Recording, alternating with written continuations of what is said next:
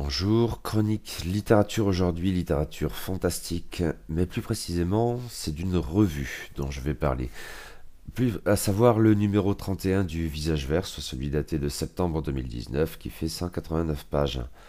Cela faisait un bail que je n'avais pas chroniqué de revue, et par exemple, le Visage Vert. De cette excellente revue de littérature fantastique et décadente, je n'avais plus parlé en ces lieux interlopes depuis le numéro 24, et nous en sommes au 31. Or, le Visage Vert vaut bien qu'on en parle, et ce numéro au très joli sommaire en témoigne assurément. Dans ce numéro, nous avons 11 fictions courtes, dont une pièce radiophonique due aux excellents Yves et Ada Rémy.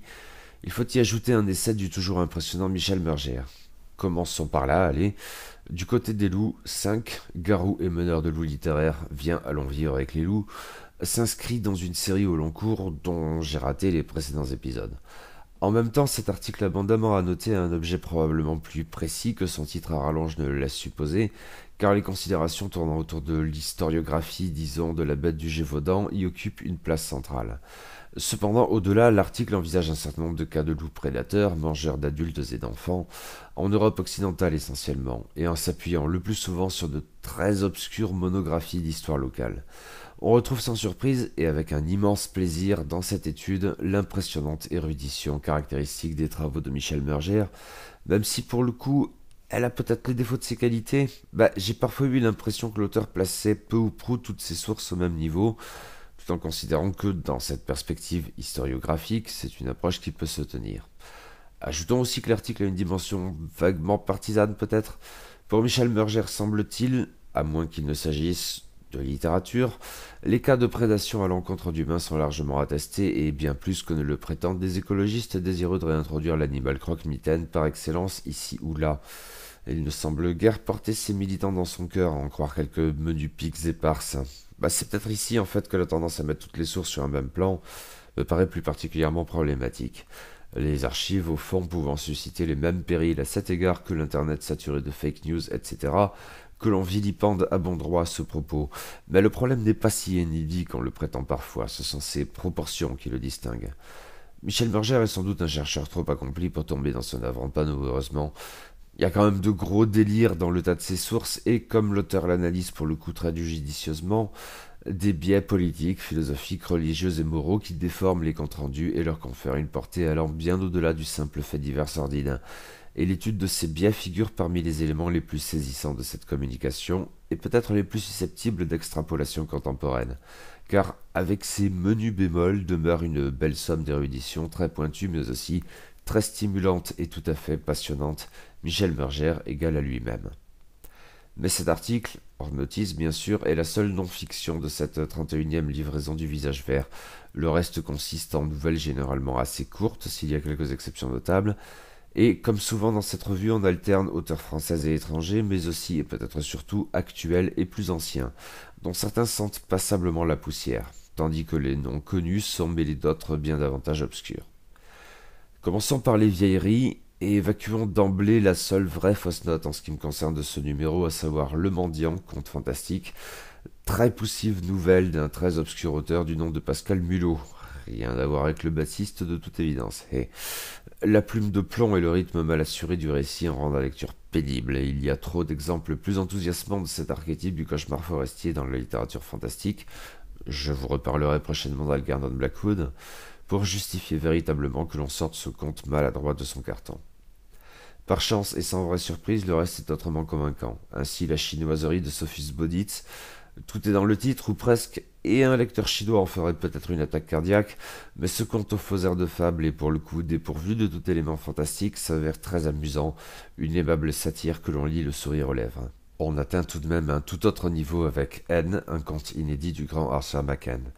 Cette nouvelle est assurément bavarde, surtout dans ses premières pages où l'on dissèque la géographie insolite, ou pas toujours tant que cela, de Londres, tout en questionnant les souvenirs des promeneurs ou, au même niveau, leur tendance à s'illusionner quant à ce qu'ils voient et choisissent plus ou moins consciemment de garder en mémoire. Mais la conclusion de la nouvelle, riche d'images fortes et de personnages joliment peints, compense sans peine cet éventuel défaut initial, qui justifie au passage de nombreuses notes, si pas exhaustives, car pour le lecteur francophone, tout cela risque de s'avérer plutôt hermétique. Une magie opère en définitive, fond et forme, qui convainc tout à fait. Macan était un grand auteur, et il serait souhaitable que son œuvre soit autrement disponible en français qu'elle ne l'est aujourd'hui, soit quelques recueils chez Terre de Brume, éditeur dont je ne sais jamais s'il est mort, vivant ou les deux. Mais à propos d'auteurs à redécouvrir, il en est un ici qui a eu droit à quelques heureuses rééditions ces dernières années, notamment chez l'Arbre Vengeur et dans la collection des Orpailleurs de la Bibliothèque nationale de France, et c'est Maurice Renard. Le Visage Vert est également de la partie, qui a édité, en même temps que sortait ce numéro, le recueil Celui qui n'a pas tué, que je lirai prochainement. Mais en guise d'amuse-bouche, nous avons droit ici à deux très brèves nouvelles justement issues de ce recueil. Hippolyte, avec son cadre militaire que l'on retrouvera plus loin chez Camille Mauclerc, est un récit qui parvient étrangement à combiner le grotesque, l'émotion et la rêverie, et dont la conclusion soulève des perspectives enthousiasmantes en même temps qu'imprégnées d'une nostalgie irraisonnée mais d'autant plus délicieuse. Une odeur de soufre est un conte peut-être un peu plus convenu, mais la narration habile et les personnages hauts en couleur en rendent la lecture tout à fait agréable. Maintenant, dans le registre antique de cette 31e livraison du Visage Vert, je crois en définitive que la palme revient à Camille Mauclerc, que je ne connaissais guère et vraiment très très vaguement qu'en tant que critique. Aussi détestable était le personnage et nauséabond de ses idées, demeure le fait qu'il savait écrire. Le premier de ces deux textes au sommaire de ce numéro, L'inclassable vie des elfes, ne m'avait pourtant pas fait initialement une très bonne impression, fait ici dans la littérature très chargée, et le risque de s'y étouffer n'est pas négligeable. Pourtant, une musique se met en place insidieusement, les sonorités des phrases ravissent et en conséquence le tableau de même. Au sortir de ce poème en prose, si c'est bien de cela qu'il s'agit, nous avons effectivement la conviction d'avoir délicieusement erré pour quelques paragraphes dans les territoires enchanteurs mais aussi intimidants de la féerie. Le meilleur est pourtant encore à venir avec la très brève nouvelle qu'est l'Évocation, récit de guerre étonnamment touchant, souvent cité semble-t-il, et qui m'a fait l'effet d'être peu ou prou parfait.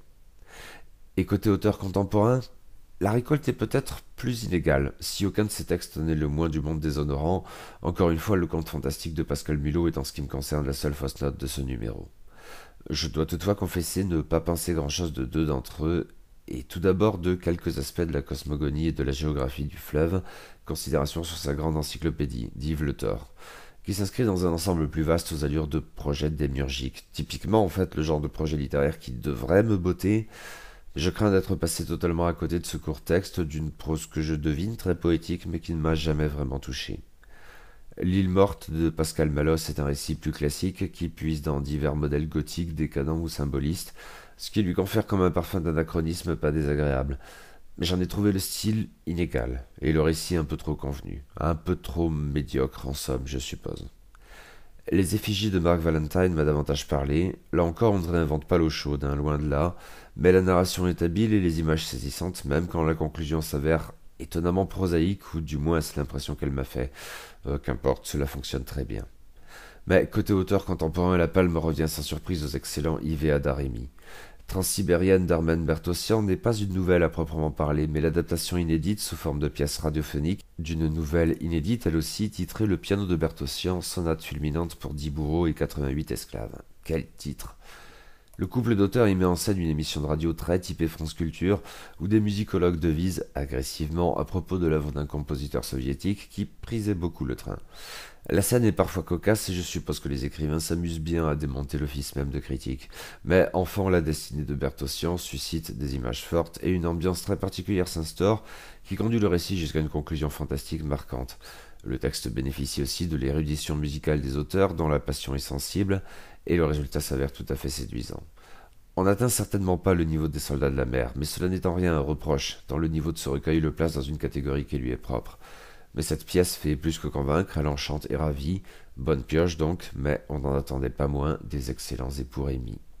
Bilan remarquable donc pour ce numéro 31 de l'excellente revue qu'est Le Visage Vert, dont on louera par ailleurs la réalisation, beau papier, mise en page agréable, nombreuses illustrations très diverses et de bon goût, notices exhaustives. Le Visage Vert vaut toujours le détour, et qui en douterait.